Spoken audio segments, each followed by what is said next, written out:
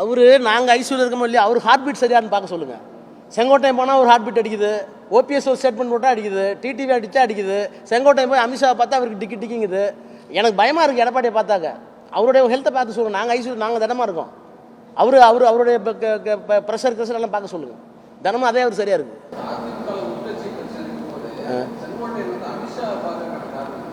இதை நாங்கள் திரும்ப திரும்ப சொல்லிட்டு இருக்கோமே. நாங்கள் தலைகுனியை விட மாட்டோம்னு சொல்கிறதுக்கு என்ன காரணம்? அவங்க தலைகுனிஞ்சு நிற்கிறாங்க. ஏங்க அதிமுகவில் என்ன செய்யணும் என்ன செய்யக்கூடாதுன்னு அமித்ஷா முடிவெடுப்பாரா? எதுக்காக போய் பார்த்தீங்க? ஒரு அரசியல் கட்சியினுடைய தலைவர் ஒரு ஸ்டேட்மெண்ட்டை கொடுத்துட்டு இங்கேருந்து டெல்லி போகிறார். அவர் ஒரு எம்ஜிஆர் காலத்திலிருந்து ஒரு தவிர்க்க முடியாத ஒரு சக்தி, தொடர்ந்து சட்டப்பேரவை உறுப்பினர், அமைச்சராக இருந்தவர், அந்த பகுதியில் ஒரு ஃபெமிலியரான ஃபிகர் நீங்கள் சொல்லிக்கிறீங்க. அவர் டெல்லிக்கு போய் உள்துறை அமைச்சரை பார்க்குறாரு. பார்க்கும்போது நான் என்ன பேசினேன், அவர் என்ன கேட்டார்னு அமித்ஷாவும் சொல்லலை, நான் என்ன பேசுகிறேன்னு சொல்லலை. இந்த கள்ளத்தனத்துக்கு, இந்த மௌடிகத்தனத்துக்கு அரசியல் என்ன பேர்? இதை தமிழ்நாடு வேடிக்கை பார்த்துட்டு இருக்க. இதைத்தான் சொல்கிறோம், தலைவனை விட மாட்டோம். அவங்க போய் அடை வைக்கிறாங்க, மண்டிடுறாங்க, மாற்றி மாற்றி போய் மண்டிடுறாங்க. இதைத்தான் நாங்கள் சொல்கிறோம் தமிழர்கள்ட்ட.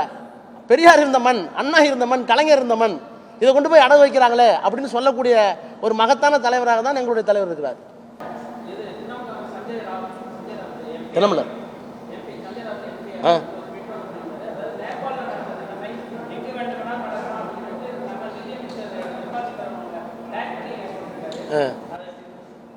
ஒன்றிய அரசு சேர்த்து சொல்லியிருப்பாரு. இல்லை, அவர் சொல்றது ஒன்றிய அரசு சேர்த்து சொல்றாரு. அதாவது there is no complete lawlessness in the union government சொல்ல வர்றாரு.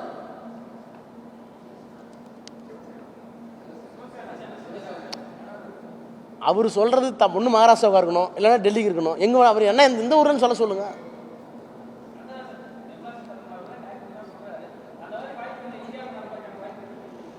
இதே இன்னொரு முறை இதே நீடித்தால் அது வரக்கூடாதுங்கிறது என்ன நிச்சயம் சார்? உங்களுக்கு ஒன்று சொல்கிறேன். இந்த ஆட்சியில் தான் எல்லா அரசியல் சட்ட நிறுவனங்களும் சிதைக்கப்பட்டிருக்கிறது. ஒரு ஜட்ஜ்மெண்ட் சுப்ரீம் கோர்ட்டில் கொடுக்குறீங்க. அந்த supreme court judgment 5 judge 6 judge உட்காடுறாங்க. ஜட்ஜ்மெண்ட் எழுதுன யாருன்னு கையெழுத்து இல்லை. கேள்விப்பட்டிருக்கீங்களா? ஒரு டிவிஷன் பெஞ்ச் 5 பேர், நான் 13 பேர் ஜட்ஜ்மெண்ட்டில். கேசவானந்த பாரதி கேஸ்லாம் தெரியும். 1973 basic structure of the constitution cannot be amended அப்படின்னு சொன்ன ஒரு மைல்ஸ்டோன் ஜட்ஜ்மெண்ட். இன்னைய வரைக்கும் இந்த அரசாங்கத்துக்கு எதிராக இருக்கிற ஒரே ஜட்ஜ்மெண்ட் தான். அரசியல் சட்டத்தினுடைய அடிப்படை பண்புகளை மாற்றக்கூடாது அப்படின்னு 13 ஜட்ஜஸ் உட்காந்தாங்க. அதில் கூட ஜட்ஜ்மெண்ட் எழுதுனது யாருன்னு பேர் இருக்கு. ஆனால் அயோத்தியாவில் தீர்ப்பு கொடுத்தாங்கல்ல, அந்த தீர்ப்புக்கு யார் அத்தாரிட்டி? எழுதுனது யார்? அந்த குழந்தைக்கு யார் அப்பா? யாருமே கையெழுத்து போடல, எல்லாருமே மொத்தமாக கையெழுத்து போட்டுறீங்க. அப்போ உச்ச நீதிமன்றத்திலிருந்து, பார்லிமெண்ட்லேருந்து, எலெக்ஷன் கமிஷன்லேருந்து எல்லா அரசியல் சட்டத்தில் சொல்லப்பட்டிருக்கிற நிறுவனங்களையும் சிதைக்கின்ற ஒரு ஆட்சி இந்த ஆட்சி. இப்படி நிறுவனங்கள் இதுவரை சிதைப்பட்டதே இல்லை. Constitutional institutions are not at all destroyed or demolished or defeated or defiled by any one of the government. ஒன்று நடந்திருக்கலாம். ஆனால் ஒரே நேரத்தில் இவ்வளவு தாக்கப்படுறது இங்கே தான். இப்போ சஞ்சய் ரவாத்தை சொன்ன ஸ்டேட்மெண்ட்டை டேக் பண்ணி நிர்மலா சீதாராமன் போட்டிருந்தா இப்போ நீங்கள் கோத்துங்க. நீங்கள் இப்போ நான் சொல்கிறது டேக் பண்ணி சேர்த்து போடுங்க. யாரை எது நடக்கும்? புரியுது உங்களுக்கு? ப்ரெஸ் இருக்கா? நீங்கள் இருக்கீங்களா? நீங்களாம் இருக்கீங்க, உங்கள் முதலாளிங்க இருக்காங்களா? புரியுது உங்களுக்கு?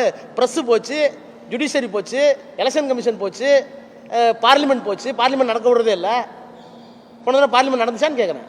இப்போ இது வரைக்கும் உருவாக்கப்பட்ட சட்டங்கள் எல்லாத்தையுமே முறையாக விவாதித்து தான் நிறைவேற்றுறாங்களா?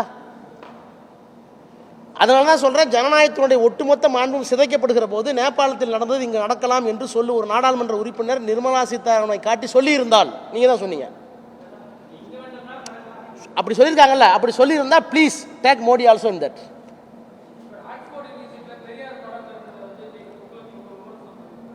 துக்ளக் என்னைக்கு பெரியார் எதுக்குச்சு?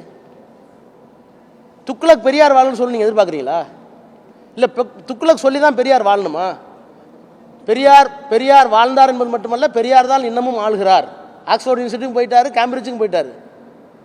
அதனால துக்ளக்கு எங்களுக்கு சும்மா அப்பப்ப ஒரு ஜோக். செய்திகளை உடனுக்குடனும் துல்லியமாகவும் தெரிந்து கொள்ள சப்ஸ்கிரைப் பண்ணுங்க.